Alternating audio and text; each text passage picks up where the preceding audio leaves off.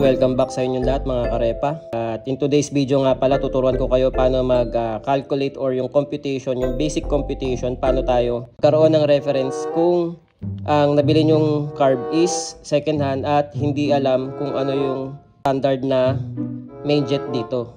Tuturo ko sa inyo kung paano yung i-calculate. So, number 1, kailangan nyo ng caliper.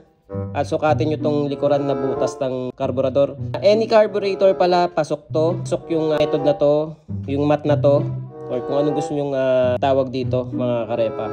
Sukatin lang natin to, hindi itong entrance, kundi ito yung venturi sa likuran kung saan pumapasok yung air fuel mixture.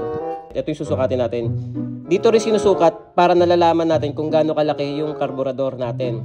In this case, meron tayong carburetor na 24 Oco. Masukat natin yan, meron tayong caliper just to make sure. Yan, 24.6. Dito sa atin, yung reading ko kanina 24.5.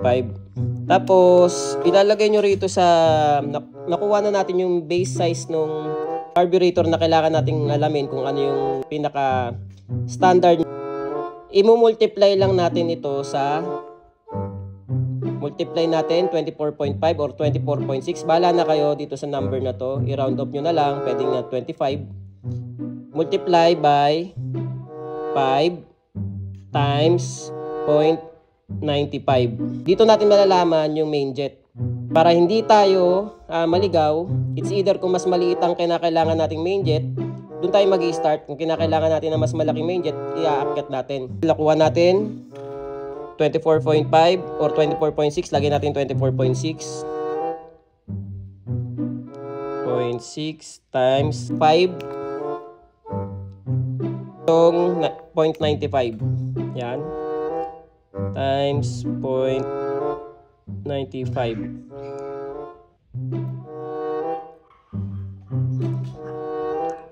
Yan mga idol. Ganun lang siya kasimple.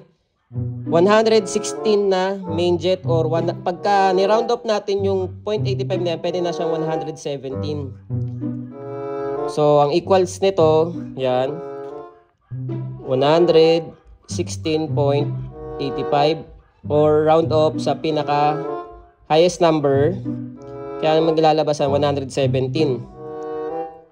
117 or 116 ang main jet na dapat natin kailangang ilagay dito sa carburetor natin para hindi tayo maligaw. Tapos kung kinakailangan niya, kunyari ang sunog ng spark plug natin or ramdam natin sa takbo ng makina natin ay gigil na gigil, ibig sabihin kulang sa gasolina.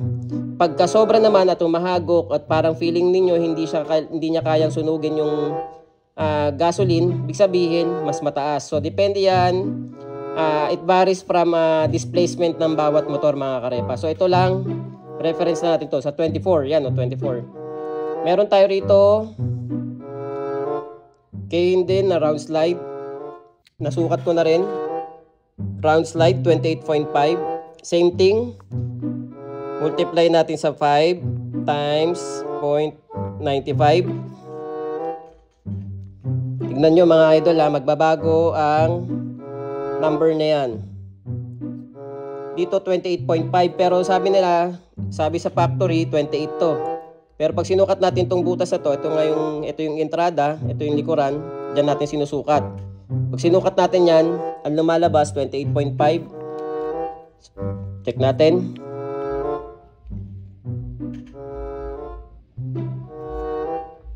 Hmm, 28.5 mga idol.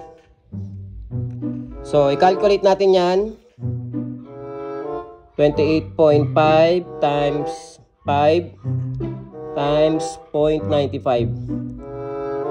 So, ang dapat nating standard na main jet dito, pagka gusto nating ibalik sa dati, para hindi tayo maligaw, is 135.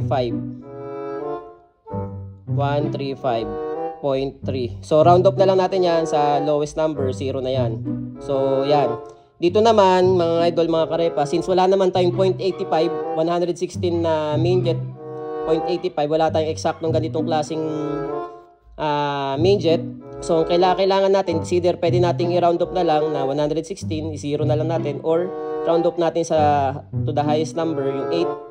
pagiging 7, magiging 117. So, mas madali siyang hanapin yung 117. So, yun lang mga idol. At shoutout sa inyong lahat sa mga sumusuporta sa atin. At keep supporting Scooter Boy Vlogs mga karepa.